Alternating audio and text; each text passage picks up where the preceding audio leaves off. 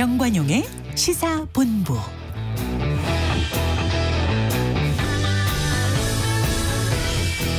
여러분 안녕하십니까? 정관용입니다. 정부가 의사단체에 압수수색이라는 초강수를 둔 가운데 집단행동 중인 전공의들에 대한 처벌이 초읽기에 들어가면서 정부와 의사들 사이의 긴장이 고조되고 있습니다. 정부는 3.1절 연휴가 끝난 뒤인 오는 4일부터 미복귀 전공의들에 대한 행정처분 또 고발 등에 나설 것으로 예상되는 상황인데 의사들은 내일 서울에서 대규모 집회를 열어 목소리를 높일 계획이랍니다. 이런 상황에서 가장 마음을 졸이는 사람들은 바로 환자와 환자들의 가족들일 텐데요. 이 소리 없이 찾아오는 질병 누구나 예외가 될 수 없겠죠. 하루빨리 정부와 의사협회가 타협점을 찾아야 할 텐데요. 잠시 후 주간 뉴스 큐레이션 시간에 관련된 상황 더 자세히 전해드리겠고요. 정관용의 시사본부 토요일 순서 시작합니다. 먼저 도로공사 연결해서 고속도로 상황 전해드리죠. 이주윤 씨. 네, 연휴 둘째 날인 오늘 양방향 밀리는 곳들이 많습니다. 어제 나들이 갔다가 오늘 돌아오는 분들도 계시고 또 오늘 놀러 가는 분들도 많은 듯한데요. 경부선은 부산 방향 정체가 20여 킬로미터나 이어집니다. 특히 오산과 남사, 천안과 천안 휴게소 사이 답답하고요. 이제 청주 주변 정체도 4킬로미터 구간 이어집니다. 논산 천안선 논산 방향으로는 남풍새부터 차량터널까지 정체 꾸준한데요. 이제 막 천안 방향으로도 정안 일대에서 밀리기 시작합니다.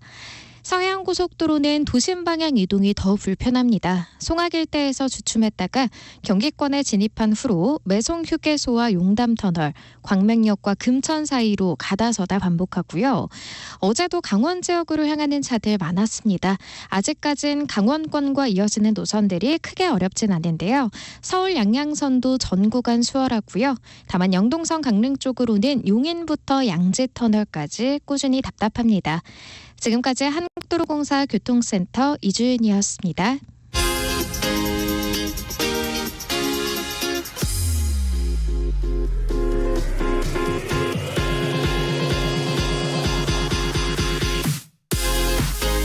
대한민국 시사의 중심. 토요일, 일요일 낮 12시 10분. KBS 1라디오 정관용의 시사본부. 하나의 키워드로 다양한 뉴스 전해드리는 주간 뉴스 큐레이션 시간입니다. 한국일보 박지연 기자 어서 오세요. 안녕하세요. 당신의 뉴스 큐레이터 한국일보 박지연 기자입니다. 네, 오늘의 키워드는 뭔가요? 오늘의 키워드 최전선입니다. 최전선, 네, 전쟁터. 그렇습니다. 전쟁의 최전선에서 열세에 놓인 우크라이나 국가 원수 볼로디미르 젤렌스키 우크라이나 대통령과 그 대통령 고문을 한국일보가 직접 만나고 왔고요. 또 입학식 시즌이잖아요. 그런데 신입생이 전혀 없는 초등학교가 한두 곳이 아닙니다. 예. 그야말로 저출생, 인구 절벽의 최전선의 풍경인데요. 이거 담아왔습니다. 또 말씀하신 의정 갈등이 장기화하는 가운데 의료 현장 최전선의 현황 짚어보겠고요.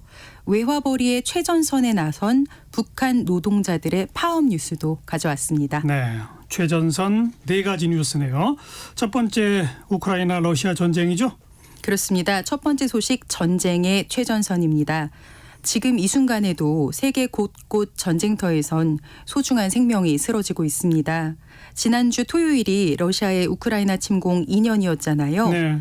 예, 저희가 국내 언론 중 유일하게 우크라이나 정부 승인을 받아서 대통령 기자회견에 참석했는데요.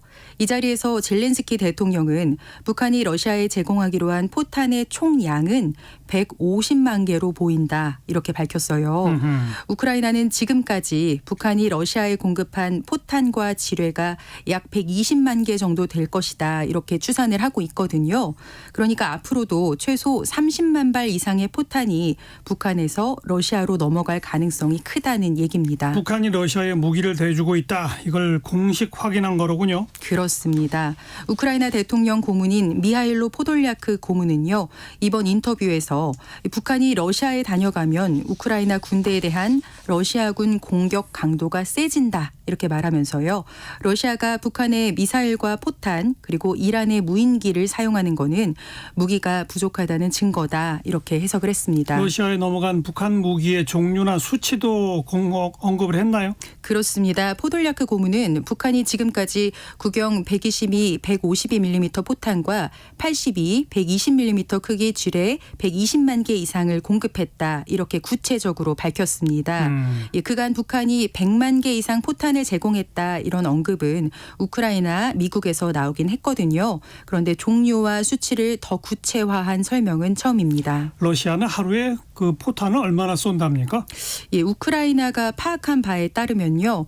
러시아는 매일 12,000발에서 13,000발의 포탄을 쏜다고 하니까요. 이 단순 계산에도 한 100일 정도 쏠 수 있는 엄청난 양입니다. 이 북한 무기가 러시아에 전달된다는 정황적 증거는 뭐죠? 예, 이 고문에 따르면요. 북한 선박이 러시아에 어떤 그 특정 짐을 내리면 러시아 기차가 이 짐을 싣고 곧장 전장으로 향한다고 해요. 아하. 이 기차가 전장에 도착하자마자 우크라이나 군대에 대한 러시아군의 적대 행위가 크게 늘어난다는 겁니다. 그러니까 포병 사격 횟수가 증가한다는 거죠. 지금 전쟁 상황은 어때요? 최근에 러시아가 우크라이나 동부 도시 아우디우카를 점령했잖아요. 중대한 변화는 없습니까? 예, 아무래도 우크라이나는 근래에 고전하고 있는 거를 인정을 하면서도 최전선에는 중대한 변화는 없다. 우리도 전술적으로 방어를 할 거다 이렇게 밝혔습니다. 아무래도 러시아군의 규모를 고려할 때 수적으로 우크라이나가 열세잖아요. 아무래도 정면 승부를 기대하기는 어렵겠죠. 그러니까 절대 수량이 아니라 얼마나 정밀하게 공격하느냐가 핵심이라는 얘기입니다. 네. 예, 러시아군의 후방지대 물류를 파괴하는 장거리 미사일이나 고정밀 무기를 찾는다면 우리도 상황을 뒤바꿀 수 있다 이렇게 내다봤습니다. 네. 자, 두 번째 최전선 인구 절벽 그렇죠? 맞습니다. 앵커님, 2017년생이 학교에 올해 가는데요. 이 신입생이 아예 없는 초등학교가 전국에 176곳이라는 사실 알고 계셨나요? 네, 최근에 그 뉴스 봤어요. 참 안타까워요. 그렇습니다. 이 저출생의 여파가 현실화하고 있습니다. 연간 출생아 수는 40만 명 선이었는데 2017년에는 갑자기 5만 명이 뚝 떨어진 35만 명으로 주저앉았어요. 그해 태어난 아이들이 학교에 가는 올해 신입생 0명이라는 공포가 이 닥쳤습니다. 전국의 초등학교들이 아주 큰 변곡점을 맞이하는 거죠. 그렇습니다. 저희가 인천 계양초등학교 상야 분교장에 가봤는데요. 이번에 입학할 1학년이 없다고 해요. 또 마침 이곳에 있던 그 63세 이중택 씨가 바로 이 학교 졸업생이었는데 착잡한 표정을 감추지 못하고 있었습니다. 그러니까 무슨 뭐 두메 산골도 아니고 인천이면 인천광역시. 이 서울에서도 멀지 않은 곳인데도 그러네요. 그렇습니다. 이 씨의 회고를 들어보니까요. 이 분교는 1960년에 개교해서 한때 학생 수가 100명이 넘은 적도 있었다고 해요. 그런데 올해 전 학년의 학생은요. 작년보다도 2명 줄어든 7명이 전부라고 합니다. 더 큰 문제는요. 이게 시작이고 매년 신입생이 눈에 띄게 줄 거라는 점입니다. 이 학생이 이렇게 줄어들면 빈 교실은 어떻게 하고 또 교사들은 어떻게 한답니까? 네, 학생이 줄어드니 교사들의 거취도 막막해집니다. 그러면 강제로 학교를 옮겨야 할 수도 있거든요. 그렇죠. 예, 이런 거를 하처가 여기 하처가에 동그라미 하세요. 이렇게 표현을 한대요. 하처가가 무슨 뜻이에요? 예, 하처가는 어디로 가는 것이든 다 가능하다라는 뜻이에요. 아, 그러니까 원하는 곳으로 못 가면 다른 지역 발령에도 동의하라라는 겁니다. 그러다 보니 전교생이 10명도 채 안 되는 작은 학교에선 이 복식 학급 그러니까 서로 다른 두 학년을 같은 교실에서 가르치기도 하고요. 예. 또 교사가 전단지를 돌리는 풍경까지 연출이 됩니다. 전단지를 어디다 돌려요? 경북의 한 초등학교 이야기인데요. 학생을 유치하려고 교사들이 마치 영업사원이라도 된 것처럼 전단지를 돌린다는 거예요. 하하. 어디로 가냐면 유치원, 어린이집, 그리고 아파트 단지, 심지어는 지역 축제에까지 찾아가서요. 초등학생 부모가 있는 곳이라면 가리지 않고 전단지를 돌리고 있습니다.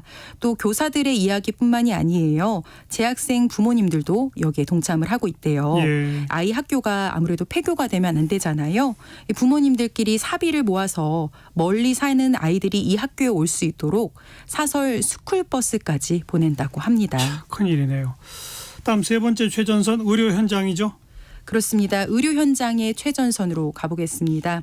의정 갈등이 장기화하면서 정부가 지난달 29일을 복귀 시한으로 놨었고 또 최후 통첩까지 보냈는데요. 이날 기준으로 565명의 전공의가 복귀를 했지만 이건 미미한 수준이고요. 여전히 70%는 돌아오지 않고 있습니다. 이 빈자리를 의대 교수들과 전임의 그리고 진료지원 간호사, 이른바 PA 간호사와 공중보건의들이 지키고 있습니다. 의료 공백이 지금 길어져서 큰일이네요. 예, 전공의 집단 사직 사태가 12일째 이어지고 있거든요. 현장에서는 환자 부담이 커지고 있어요. 네. 예, 정부가 추가 현장 점검을 진행하고 행정조치나 수사기관 고발 같은 본격적인 대응에 나설 것으로 관측이 돼서 긴장감이 조성되고 있습니다. 네, 뭐 일부 전공의들은 사직서를 내고도 현장에 나와서 근무하는 경우도 있다면서요? 그렇습니다. 보건복지부가 점검을 해보니까요. 전공의 33명 중에 23명이 사직서를 낸 강릉 아산병원에서는 8명가량이 복귀한 것으로 파악이 됐어요. 또 한림대 춘천 성심병원에서는 일부 전공의가 사직서를 내고도 진료과 사정에 따라서 병원에 나와 근무하고 있는 것으로 전해졌습니다. 다른 지역 전공의들은 어때요?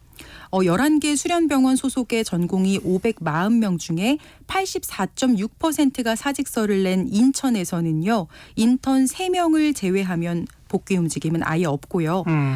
대전 지역 5개 주요 대학 종합병원 전공의 506명 중에 84.3%가 사직서를 낸 그곳인데요. 이 가운데서 근무지를 이탈한 352명에게 업무 개시 명령이 내려졌지만 업무에 복귀한 전공의는 단 1명뿐입니다. 그 빈자리를 지금 누가 지킨다고요? 그 의대 교수와 전임의가 이 전공의들의 업무를 떠안고 있는데요. 저희가 서울의 한 대학병원 응급실에서 만난 응급의학과 교수는요. 매일 14시간을 전력 투구하느라 너무 지쳤다 이렇게 말을 했습니다. 수술 동의서 받기 그리고 소변줄 꼽기, 서류 쓰기 같은 보통 전공의들이 했던 각종 업무까지 다 전임의들이나 교수들이 직접 하고 있는 겁니다. 뭐 남은 의료진들의 과로가 아주 심각한 상황인데 뭐 식사할 시간도 없겠어요. 이 교수는요. 도시락 한 끼라도 때우면 다행이다 이렇게 토로를 하면서 퇴근길에 전철에서 쪽잠을 자는데 매번 역을 지나친다 이렇게 말을 했어요. 아이고. 그러면서 이 책임감만 아니면 진작에 그만뒀을 거다 이렇게 얘기를 했습니다. 또 인천 대학병원 내과에 근무 중인 다른 교수도 만나봤는데요. 이제 이 역시 임계점을 넘었다 이렇게 하소연을 했습니다. 이 교수는요. 오전 8시 전에 출근을 해서 종일 진료하고 또 밤 당직까지 서고 나면 그래도 밀린 업무가 끝나지 않는데요. 그러면 이튿날 오후 5시가 돼서야 퇴근을 했다는 겁니다. 저희 취재진이 의대 교수 5명을 접촉했는데 당직 교수 전부 36시간 수면을 못한 경험을 했다 이렇게 밝혔습니다. 네. 정부는 강경기조죠? 그렇습니다. 어제 1일 경찰이 의료법 위반 혐의로 고발당한 대한의사협회 관계자들에 대한 강제 수사에 착수를 했습니다. 의협 전현직 간부 5명에 대한 압수수색 영장도 집행을 했고요. 집단 사직을 지지하고 법률적으로 지원함으로써 이 전공의들의 집단 행동을 교사하고 방조했다 이런 혐의였습니다. 정부는 예고한 대로 3일절 연휴가 끝나는 4일부터 현장 점검을 통해 미복귀 전공의들에 대한 행정적 사법적 처리를 단행할 방침입니다. 네. 마지막 네 번째 최전선 북한 노동자라고요? 그렇습니다. 외화벌이의 최전선에 나선 북한 노동자들이 임금을 못 받아 뿔이 났습니다.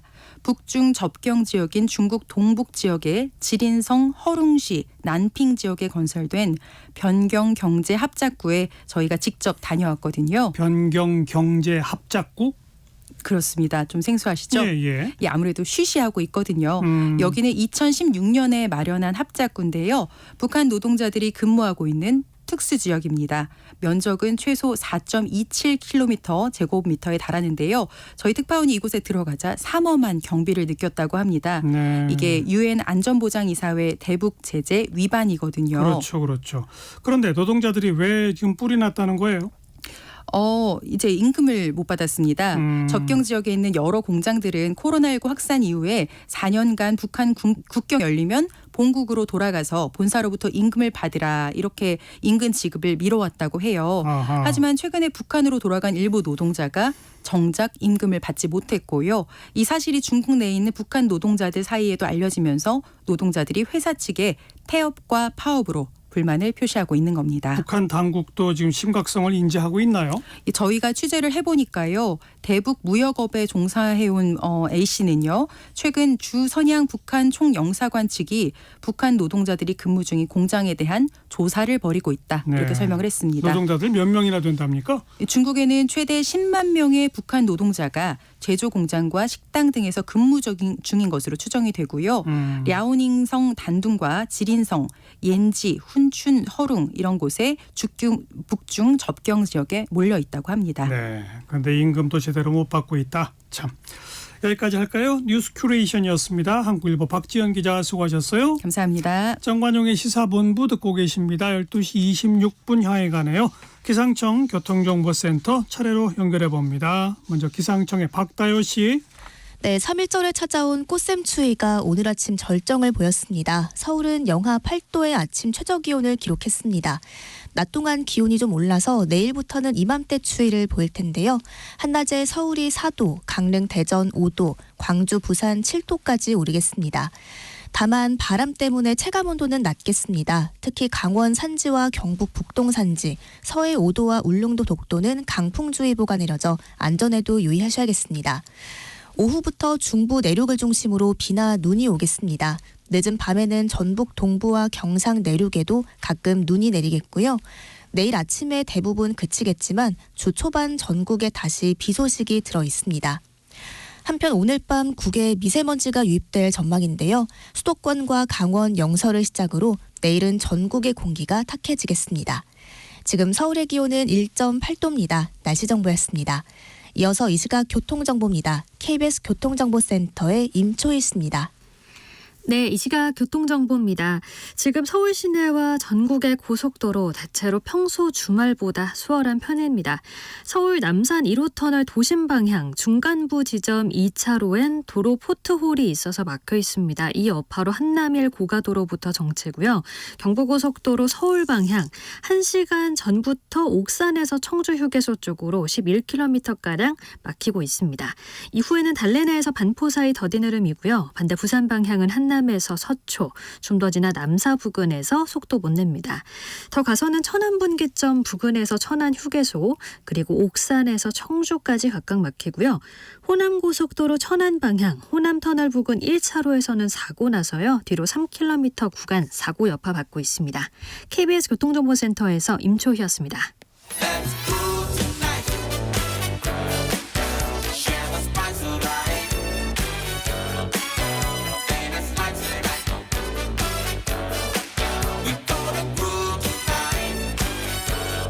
국민 MC 정관용. KBS 1라디오 정관용의 시사본부. 들어보면 달라요. 총선 D-39. 네, 내일 신문 박준규 기자와 정치권 공천 움직임 정리합니다. 박준규 기자 어서 오세요. 네, 안녕하세요. 먼저 여당 국민의힘 이번 주에도 현역 우세 공천 흐름이 확실하죠? 예, 그렇습니다. 국민의힘 공천의 가장 큰 특징으로 여전히 현역 우세라는 게 확연하게 드러나고 있는데요. 현역 생존율이 어느 때보다 높은 편입니다. 공천을 받고 싶지만 탈락한 의원이 113명 중에서 15명 뿐입니다. 네. 비례 컷오프가 2명, 이 불출마 선언을 한 의원이 8명, 경선 탈락자가 5명이고요. 그래서 교체율이 10%대에 멈춰서 있습니다. 공천 과정에서 컷오프가 단 한 명도 없었고 이 선출직 평가 하위 20%에 대해서는 20% 감점이 주어지긴 하지만 4년 동안 사실상 선거운동을 한 현역에게는 경선만 붙여줘도 아주 유리한 상황이 되는 겁니다. 예. 그런 측면에서 현역 경선 원칙은 물갈이 최소화, 반발 최소화로 이어지고 있습니다. 그리고 심재철 전 의원이라든가 박대동 전 의원 등 이 올드보이의 귀환도 또 다른 부작용으로 읽혀지고 있습니다.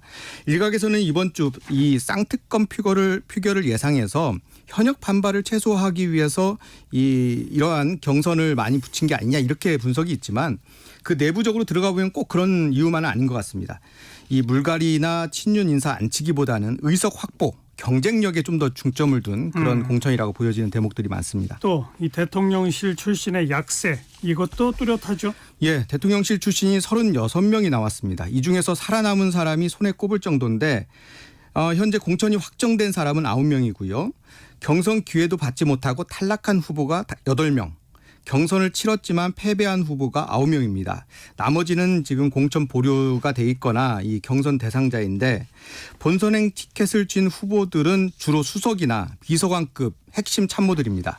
주진우 전 법률비서관이라든가 이원모 전 인사비서관, 강승규 전 시민사회 수석, 김은혜 전 홍보수석 등이 당선 가능성이 높은 곳에 현재 공천이 돼 있는 상황입니다. 이 같은 성적표를 보게 되면 두 가지 요인들이 작동한 것이 아니냐 이렇게 해석이 가능한데요.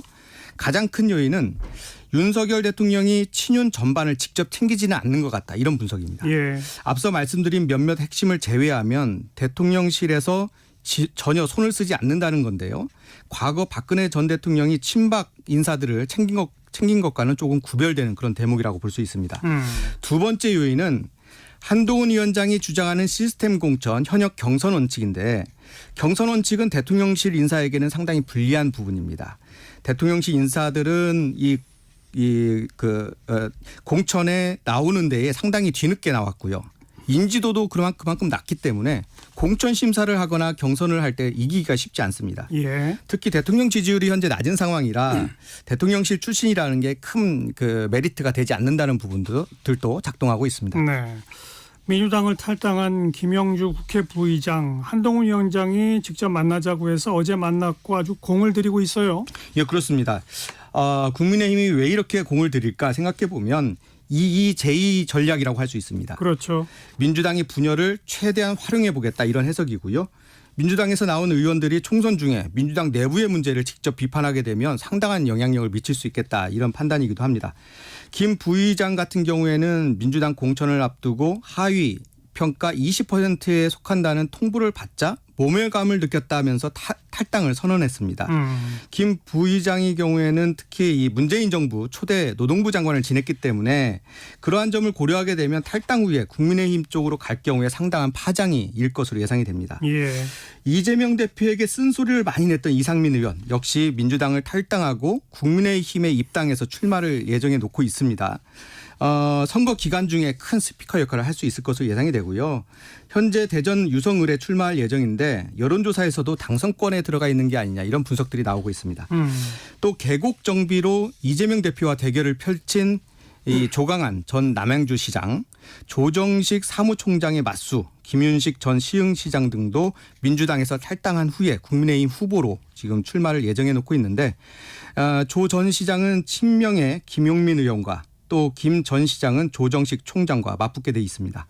만약 김영주 부의장이 국민의힘으로 넘어가게 되면 공교롭게도 지금 나와 있는 대부분의 민주당 탈당 인사들, 국민의힘으로 들어간 인사들이 수도권, 충청권, 소위 중도층의 여론을 크게 좌우할 수 있는 곳이라서 전반적인 수도권 여론을 크게 움직일 수 있지 않겠느냐 이런 분석도 네. 나옵니다. 이번 주에 새롭게 확정된 여야 대진표 중에 눈에 띄는 곳은 어디입니까? 예, 인천 계양 갑에는 최원식 전 의원이 국민의힘 단수 공천을 받았습니다. 최 전 의원은 손학규계였다가 현재는 김한길계로 분류가 돼 있는데 최 전 의원은 이 계양을 의원인 이재명 민주당 대표의 사시 동기이면서 노동계로 진입시킨 동지이기도 합니다. 오늘 또 이재명 당대표가 단수 추천이 확정이 됐습니다. 그런 의미에서 최 전 의원은 원희룡 전 장관과 함께 이재명 대표와 같이 싸울 가능성이 높고 예. 소위 명룡대전 이 부분에 상당히 핵심이 될 가능성이 높아 보입니다. 국민의힘 안철수 의원과 민주당 이광재 전 사무총장의 맞대결도 눈에 띄는데 분당 갑에서 맞붙습니다. 이 전 총장에게는 상당히 험지라고 할 수 있는데 이 전 총장은 사실 종로에도 좀 검토를 해봤고 세종도 한번 얘기가 나왔었는데 결국 험지로 나가게 됐고요. 안철수 전 대표와 붙게 됐습니다. 안 의원이나 노무현 대통령의 오른팔이었던 이 전 총장의 경우에는 이번 총선이 본인의 정치 생명과 아주 직결될 수 있기 때문에 상당히 중요한 일전이 될 가능성이 높아 보입니다. 6선에 도전하는 심재철 전 의원 또 그리고 현역인 이재정 의원이 안양 동안을에서 재대결을 펼치는 부분도 있는데요. 지난 총선에서 이 의원은 심 의원을 12%포인트 차이로 이기고 20년 만에 처음으로 민주당 승리를 가져온 바 있습니다. 네. 이제 민주당 쪽으로 넘어가서 여전히 공천 시끄럽죠. 비명 친문 숙청 논란이 거세고 그 핵심은 임종석 전 실장이죠. 예, 그렇습니다. 결국 서울 중구 성동갑 후보로 민주당은 임종석 전 비서실장이 아닌 전현희 전 권익위원장을 단수 추천했습니다. 먼저 짚고 넘어가야 할 부분은 임종석 전 이 대통령실 비서실장은 엄밀하게 말해 공천 배제, 소위 컷오프가 아니라는 겁니다. 임 전 실장이 선거운동을 하고 있었던 서울 중구 성동갑은 홍익표 의원이 서초을로 옮겨가면서 빈자리가 됐고 그래서 처음부터 전략지역구로 지정됐던 곳입니다. 맞아요. 당연히 이곳은 공천 신청을 전혀 받지 않았습니다. 전략공관위에서 단수로 추천할지 아니면 경선으로 정할지를 결정한 곳인데 그러니까 임 전 실장을 컷오프한 게 아니라 전 위원장을 추천한 것이다 이렇게 이야기해야 맞습니다.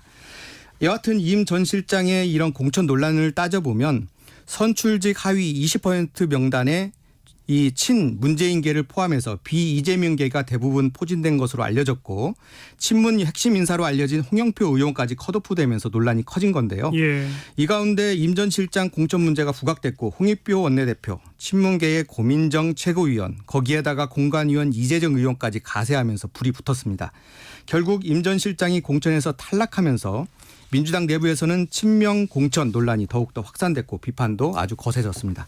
그런 비판이 커서 그런지 어제는 조금 달라졌죠. 이 86세대 치도 친문계인 이인영 의원 단독 공천 받았고 박지원 전 원장 또 정동영 전 대표 등도 일단 경선을 치를 수 있게 했죠. 예, 그렇습니다. 확실하게 이 공천 파동과 이에 따른 당 안팎의 강력한 비판에 따른 어떻게 보면 반대급부라고 볼 수 있을 텐데 애초 공관위에서는 이인영 의원에 대한 컷오프를 고려했던 것으로 알려져 있습니다. 이인영 의원은 전대협 의장을 지낸 대표적인 86세대이면서 문재인 정부의 통일부 장관을 지낸 친문 인사인데 같은 지역구에서 무려 7번째 나오게 되는 거고요. 사선인데 당에서는 큰 존재감이 없어서 일찌감치 컷오프 대상에 올라와 있었다는 겁니다. 그렇지만 이 비명 친문 행사 이런 논란이 거세지면서 이인영 의원까지 컷오프하는 데에 대해서 지도부에서 상당한 부담감이 있었다는 거예요. 그리고 친문계인 한병도 의원이 전북 지역에서 단수 공천, 이 호남에서 단수 공천 받기가 어려운데 예. 단수 공천 받았다는 것도 같은 의미로 해석이 됩니다. 혁신과 통합 공천을 강조해온 이명백 공관위원장은 어제 공천 상황을 설명하면서 통합에 주력했다 이렇게 설명했습니다. 그렇지만 친문계 전해철 의원을 욕설 파동, 소위 수박 논란을 계속 부추기면서 이야기해왔던 친명의 양문석 전 방통위 상임위원과 경선을 붙인 것은 여전히 친문 대 친명 전쟁이 살아있음을 보여주는 대목이라고 할 수 있습니다. 올드보이 역시 공관위에서는 컷오프나 험지 출마를 독려할 생각이었는데 박지원 전 원장이 이 여론조사에서 압도하게 이기는 결과를 갖고 있기 때문에 컷오프나 험지 출마를 요구했을 경우에는 반발이 클 가능성이 있어서 이 경선으로 결정을 했다는 얘기를 들었습니다. 예. 이에 따라서 이인영 의원 또 두 올드보이 후보자들이 이 원내로 들어올 가능성이 높아졌다 볼 수 있습니다. 홍영표 의원 뭐 탈당 가능성도 제기되는데 추가 탈당 가능성도 있죠. 예, 그렇습니다. 예, 우선 경선에 참여한 의원들은 탈당해도 출마를 할 수 없기 때문에 컷오프된 의원 중에서 이 탈당한 가능성이 제기됩니다. 박영순 의원은 이미 탈당을 해서 새로운 미래로 들어갔고 서른 의원도 탈당을 한 다음에 지금은 이 출마 의사를 현재 밝혀놓은 상황이고요. 가장 큰 관심은 홍영표 의원입니다. 탈당을 할 것인지 그 여부가 관건인데 또 하나는 컷오프된 기동민 의원, 안민석 의원, 변재일 의원 등의 거취도 이번 주에 정해질 것으로 보여집니다. 탈당해서 나갈 수도 있고 삼지대에 있는 조국신당이나 새로운 미래에 들어갈 가능성도 있습니다. 여하튼 지금 이들의 탈당이 어느 정도 파괴력이 있을 것이냐가 가장 큰 관심인데 홍영표 의원을 제외하면 큰 영향력은 없지 않겠느냐 이렇게 해석이 가능합니다. 여전사 3인방 이 추미애, 전현희, 이현주 이 세 사람 공천도 마무리됐는데 험지가 아니다라는 지적이 나오네요. 예, 그렇습니다. 안규백 전략공관위원장은 추 전 장관이나 전 위원장, 이 전 의원을 여전사 3인방 이렇게 불렀고 이들을 주요한 전략 자산으로 활용하겠다 이런 의지도 보였는데 예. 공천 결과를 보니까 이 험지라기보다는 오히려 민주당세가 아주 강한 양지로 보는 게 아니냐 이런 지적들이 나옵니다. 추미애 전 장관은 경기 한양갑에 나가게 되는데 이게 서로 협의를 해서 전략 공천을 정했다는 거고요. 전 위원장은 중구 성동갑, 이 전 의원은 경기 용인정에서 3자 경선을 치르게 됐습니다. 안 위원장은 이들의 출마 지역을 험지라고 했는데 대체적으로 험지가 좀 아니지 않느냐 이런 지적들이 많습니다. 전략적으로 험지에서 바람을 일으키고 강력하게 전사로서의 역할을 맡겨야 된다 이런 의견들이 많았는데 그렇지 않고 당선 가능한 곳에 본인의 의사를 반영해서 지명하는 게 맞느냐 이런 지적들이 나오고 있는 거고요. 예. 이런 가운데 여전히 식지 않은 논란이 있습니다. 여전사 3명이 소위 여전사 3인방이 과연 선거에 도움이 될 것이냐 이 부분인데 추미애 전 장관과 전 위원장은 윤석열 대통령 공격으로 지지층 결집에는 유리할 수 있지만 중도 확장성이 좀 떨어진다 이런 분석이 있고요. 그러니까 본선에서는 좀 문제가 될 수 있다는 거고요. 또 이현주 전 의원은 그동안 이재명 대표나 이 민주당이 아주 강도 높게 비판을 해왔던 인사이기 때문에 경선을 붙여준다는 게 그동안 보여왔던 공천 기준에 맞지 않는 게 아니냐 이런 지적들도 나오고 있습니다. 예. 자 이제 제3지대인데 이낙연 대표는 광주에서 출마한다고 그러고 이준석 대표는 경기도 화성을 또 이야기하네요. 예, 그렇습니다. 이 대표가 광주를 출마지로 선택한 것은 첫 번째는 불가피한 측면이 있고 두 번째는 상징적 의미를 찾던 중에 선택한 고육지책이라고 할 수 있습니다. 이 대표가 광주 쪽을 겨냥한 것은 다른 지역에서의 득표가 쉽지 않기 때문입니다. 종로에서도 지금 당선 가능성이 아주 낮게 나오는 거고요. 이런 와중에서 새로운 미래가 득표율을 높이기 위해서는 결국 민주당 쪽 특히 호남 지역의 여론 지지가 필요한데 이 역할을 할 수 있는 게 지금 이낙연 대표밖에 없다는 겁니다. 예. 또 민주당에 대한 광주 등이 호남 지역 지지율이 빠르게 또 상당폭 떨어지고 있는 상황이고 특히 이제 민주당 공천 과정을 보면 광주에서 현역 교체 비율이 아주 높고 현역 대신 친명 인사들이 대거 올라오면서 민심이 크게 반발하고 있는 상황입니다. 그래서 새로운 미래 특히 이낙연 대표는 이 부분을 겨냥하겠다는 의지가 강한데 아까 취재를 해보니까 아직 정확한 출마 지역구를 정해진 않았다는 겁니다. 이 민주당 공천 결과를 한번 보고 좀 더 승리 가능성이 높은 그런 후보자를 골라보겠다 이런 의지로 보여지고요. 예. 이준석 개혁신당 대표는 화성으로 이 출마지를 정할 전망인데 소위 이 지역에서 3선을 지낸 이원욱 의원의 사선 도전과 또 삼성전자 출신 양양자 의원의 경기 용인갑 출마 이렇게 묶어서 반도체 벨트를 한번 만들어 돌파하겠다 이런 전략입니다. 네. 동탄 쪽 신도시의 경우에는 이 보수 성향의 표심 그리고 젊은 층이 많기 때문에 이 대표가 선전할 수도 있다 이런 분석들도 나오는데 하지만 당선 가능성이 그리 높지 않기 때문에 이 대표의 경우에는 이번에 당선이 안 되면 정치적으로 좀 큰 타격을 입을 수 있어서 비례대표로 옮겨갈 수 있다 이런 얘기들도 나옵니다. 자 마지막으로 조국 신당 지지율이 상당히 많이 나오네요. 예, 그렇습니다. 다음 주 가장 큰 관심을 가질 만한 사안인데요. 조국 신당은 민주당의 왼쪽을 책임지겠다 이렇게 캐치프레이즈를 세우고 사실상 정의당이나 진보정당의 역할을 자임하면서 출범을 할 가능성이 높습니다. 이름은 조국 혁신당으로 현재 정해지는 것 같고요. 지역구 출마를 최소화하면서 사실상 비례정당이 될 가능성이 높은데 현재 여론조사에서는 대체로 10% 안팎의 이런 비례정당 지지율이 나옵니다. 민주당 지지층의 조국신당 지지율이 높은데 지역구는 민주당, 비례는 조국신당으로 옮겨갈 가능성이 높은 것으로 이제 분석이 됩니다. 예. 과거 정의당이 얻었던 반사이익 이 부분을 조국신당이 가져갈 가능성이 높아지는 거고요. 그러네요. 민주당 비례 추천 문제도 이 조국신당에 대한 관심을 좀 높입니다. 민주당의 비례정당인 민주개혁연합에 진보당이 들어갔는데 이 진보당에 대해서 종북 세력이라는 이런 비판이 계속 이어지면서 이 진보당에 비례 3석을 주는 게 적절하냐 이게 이제 민주당 내부에서도 좀 논란이 되고 있습니다.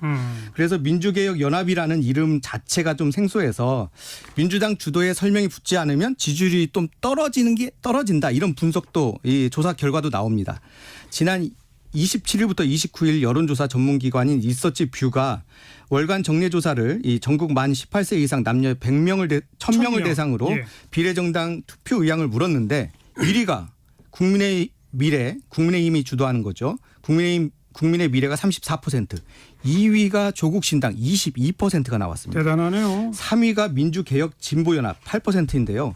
물론 아직 민주당 지지층들이 민주개혁 진보연합이라는 용어가 익숙하지 않아서 조국신당의 파괴력이 이렇게 크게 나온다고 볼 수도 있지만 여하튼 많은 민주당 의원들이 조국신당에 관심이 있다 이렇게 보여집니다. 이 여론조사는 95% 신뢰 구간에 표본 오차는 플러스 마이너스 3.1%포인트고요. 중앙여론조사심의위원회 홈페이지에서 볼 수 있습니다. 여기까지. 내일신문의 박준규 기자 수고하셨어요. 네, 고맙습니다.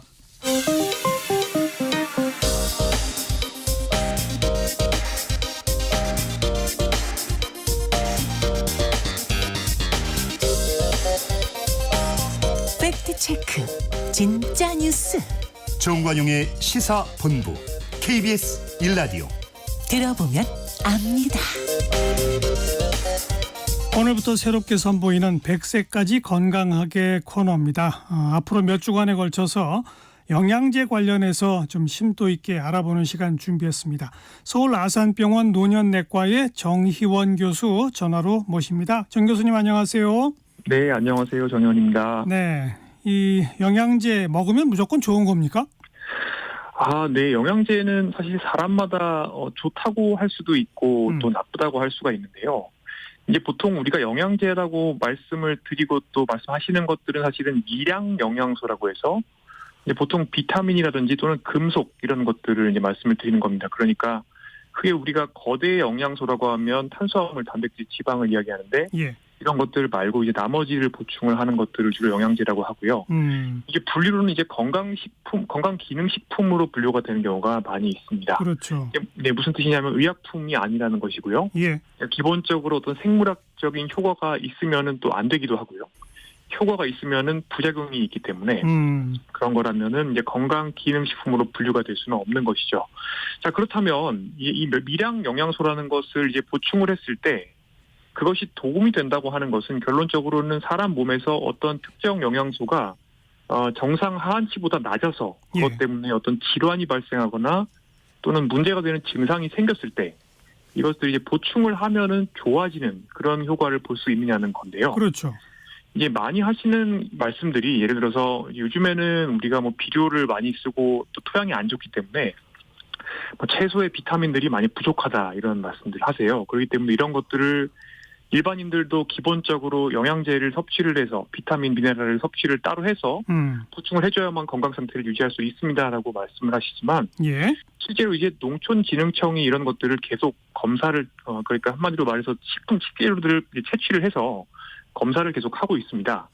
그런데 이렇게 검사를 해서 보면은 실제로 먹을 수 있는 부분을 봤을 때 지금 현재 우리가 시중에서 구할 수 있는 채소나 과일 이런 것들도 영양소가 충분히 들어 있습니다. 예. 결론적으로는 정상적으로 식사를 하시는 분들이라고 하면 미량 영양소를 따로 보충을 하실 필요는 없는 건데요. 네. 이런 것들은 실제로 이제 저희 임상 현장에서 노쇠나 악액질 또는 영양 결핍 때문에 오시는 분들이 있습니다. 예. 이런 분들 여러 가지 미량 영양소 혈액 농도를 측정을 하는 경우가 있는데요. 이런 경우에도 정상 하한치 미만인 경우는 사실은 발견하기가 굉장히 어렵습니다. 그런데 여기서 한 가지 또 예외가 있는데요. 예. 이 비타민 D입니다. 이 비타민 D는 아마 빛을 보면은 피부에서 합성된다고 해서 아마 들어보신 적이 있을 겁니다. 그리고 그럼요. 예. 네, 어르신들 특히 50, 60대 분들 이제 다니시면서 왜 주사로 3개월마다 골다공증 주사하다 해서 맞으시는 분들도 있고요. 또 비타민 D, 칼슘 드시는 분들도 많이 있는데요. 일단은 이것도 미국에서도 미국 가정의학회 학회지에서도 얘기를 하고 또 우리나라에서도 보건의료연구원 같은 이제 공공연구기관에서 굉장히 데이터 분석을 많이 해봤습니다. 문헌 고찰도 많이 해봤고요. 예. 그런데 기본적으로 비타민 D는 정상 수치가 예를 들어서 한 100명 중에 뭐 한 10명 정도만 도달할 수 있을 정도. 그러니까 자연 상태에서 우리가 살아갈 때는 정상 수치에 도달하기가 굉장히 어렵게 나와 있는 거죠. 그래요. 그러다 보니까 이런 것들을 이제 웬만하면은 검사를 차라리 하지 말고 그러니까 골다공증이나 또는 골감소증이 있어서 비타민 D 보충을 하셔야 하는 분들이 아니라면 예. 검사도 하지 말고 굳이 보충도 하지 말라라는 이런 사설이 사실은 논문 형태로 미국 가정의학회에 나온 적이 있을 정도입니다. 네. 이런 것들이 예외가 되겠는데요. 그래서 기본적으로 이제 영양제가 그럼 필요한 분들이 따로 있습니다. 예를 들어서 이제 철분이나 엽산 같은 경우에는 뭐 빈혈이 있다거나 예. 아니면은 임신 준비를 하신다거나 특히 이제 월경을 하시는 젊은 여성분들 또 운동을 하시는 경우에 유산소 운동하시면은 철분이 더 결핍되기 쉽거든요. 이런 경우에는 철분 보충이 필요하겠고요. 네. 그다음에 골감소증, 골다공증 방금 말씀드린 것처럼 비타민 D나 칼슘 보충이 필요하고요. 그다음에 그러니까 위를 절제하셨거나 장기간 메트포민이라는 당뇨약을 드셨거나 아니면 100% 채식하시는 분들은 비타민 B12, B10이라는 것이 결핍되기가 쉽습니다. 그래서 이런 것들은 보충을 하실 필요가 있는데 이처럼 특별한 문제가 있거나 또는 목적이 있어서 드시는 거 말고는 예. 기본적으로 어떤 영양제를 우리가 먹어서 그것이 미량 영양소를 보충해서 또 피로감을 개선해 준다거나 또는 뭐 활력을 준다거나 이제 그럴 가능성은 거의 없는 거죠. 그래요? 근데 네. 주변에서는 뭐 이것저것 챙기다 보니까 거의 한 움큼씩 영양제를 뭐 수십 알씩까지 드시는 분들이 있는데 이런 분들 오히려 건강에 좀 나쁜가요? 예, 맞습니다. 사실은 이제 저희 이제 노년내과 진료실에서도 오히려 영양제를 많이 드시는 것 때문에 문제가 되시는 분들 많이 만납니다. 네, 비타민 중에서는 지용성 비타민 A, D, E, K가 과잉 섭취를 하면 문제가 될 수 있는 걸로 잘 알려져 있습니다. 왜냐하면 이런 수용성이 아닌 지용성 비타민은 몸에 쌓이거든요. 네. 그래서 이제 비타민 A를 너무 많이 먹으면 사실은 이건 뭐 발암 물질이라는 것은 너무 잘 알려져 있고요. 비타민 E 같은 경우에도 과잉 섭취하는 경우에 사망률이 증가될 수 있다 알려져 있고요. 최근에는 이제 비타민 D를 이렇게 주사로도 맞으시고 또 한편으로는 이제 먹는 약으로 드시고 멀티비타민도 드시고 뭐 따로 비타민 칼슘 D 이렇게 칼슘 비타민 D를 처방받아서 드시고 뭐 이렇게 하시면서 여러 루트에서 드시는 경우가 많이 있거든요. 예. 이러면 이제 몸의 칼슘 수치가 정상 범위보다 더 위로 올라갈 수 있는 그러니까 고칼슘 혈증이 생기는 경우가 있는데요. 이러면 이것도 의학적으로 문제가 될 수 있고요.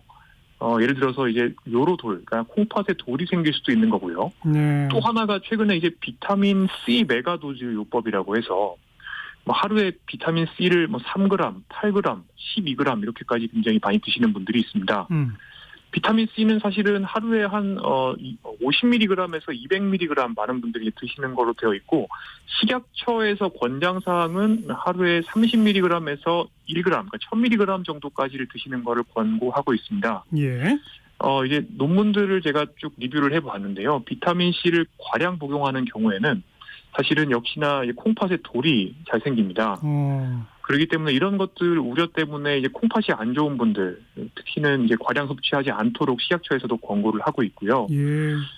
이 고용량 비타민 C 복용이 뭐 감기를 예방해 준다, 뭐 이런 또 암을 예방해 준다 이야기들이 있지만 사실 효용에 대해서는 많은 연구가 진행되었지만 아직까지 뚜렷한 효과가 없기 때문에 네, 굳이 몸에 어떤 요로돌 같은 거를 만들 수 있는 위험성이 있는 와중에 굳이 과량을 섭취하는 것은 저는 권장하지 않습니다. 그러면 정상적인 식사를 하고 이런 분들은 아예 영양제를 안 먹는 게 좋고 뭐 특정 질환을 앓고 있거나 이런 분들만 좀 선택적으로 고려해라. 한마디로 그 말씀이네요. 네, 그리고 한편으로는 이제 국민건강영양조사 조사를 해보면 우리나라 분들이 실은 채소 그리고 섬유질 섭취가 2013년부터 꾸준히 감소되고 있습니다. 예.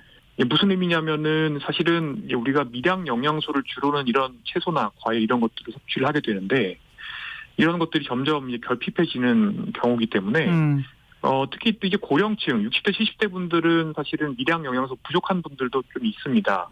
그런데 이런 것들이 혈액 검사에서 부족하지는 않은데 이 섭취량을 저희가 이제 그 24시간 회상법으로 국민건강영양조사에서는 분석을 하게 되는데 여기서 부족한 경우라고 하면은 그때는 이제 하루에 멀티비타민 한 알 정도는 그러니까 드시는 거는 큰 해가 없기 때문에 그래서 대한노인병학회에서 노인병 의사들 선생님들 상대로 설문조사했을 때 권장사항도요. 하루에 그냥 종합 비타민 하나 정도는 드시는 거는 문제 없습니다라고 말씀을 드리고 그 이외에 어떤 고용량, 고함량 무언가를 드셔서 그걸 가지고 어떤 컨디션 좋게 만드는 건 아닌 것 같다는 겁니다. 또 그 영양제를 먹으면서 또 음식과 맞지 않는 그런 궁합이 안 맞는 이런 것도 또 혹시 있나요? 네, 그렇습니다. 이 궁합도 잘 보셔야 되는데요. 예를 들어서 우리가 철분 섭취를 한다고 했을 때요. 철분제는 비타민 C랑 같이 먹게 되면 흡수가 더 잘 됩니다. 그런데 이제 금속, 예를 들어서 칼슘 또는 아연 이런 금속 영양제들과 함께 철분 섭취하게 되면 마그네슘도 마찬가지고요. 섭취를 오히려 흡수율을 떨어뜨릴 수가 있습니다. 그래서 예를 들어서 철결핍 빈혈이 있다고 하면요. 철분은 식사 전 공복에 드시도록 이제 보통 말씀을 드리고요. 또 이제 칼슘은 반대로 이제 식사 후에 드시도록 해서 두 개가 섞이지 않도록 이렇게 하도록 말씀을 드리고 있고요. 또 이제 탄닌 성분이 있는 경우에 그 쓴맛 나는 거죠. 이런 탄닌 성분도 또 역시 철분 흡수를 떨어뜨릴 수가 있고요. 뭐 비슷하게 이제 또 셀레늄과 아연도 서로 섭취를 경쟁적으로 저해를 할 수가 있습니다. 이건 참 어렵네요. 네, 어렵긴 한데요. 기본적으로 이제 금속 영양제 드실 때는 서로 경쟁이 일어날 수 있는데 그 중에서 우리가 의학적으로 먹는 건 사실은 알겠습니다. 철분이기 때문에 여기까지 이 정도만 하죠. 주시면 되겠습니다. 네, 다음 주에 또 계속 정보를 얻도록 하죠. 서울 아산병원 노년내과 정유환 교수 고맙습니다. 네, 감사합니다. 네, 1시에 옵니다.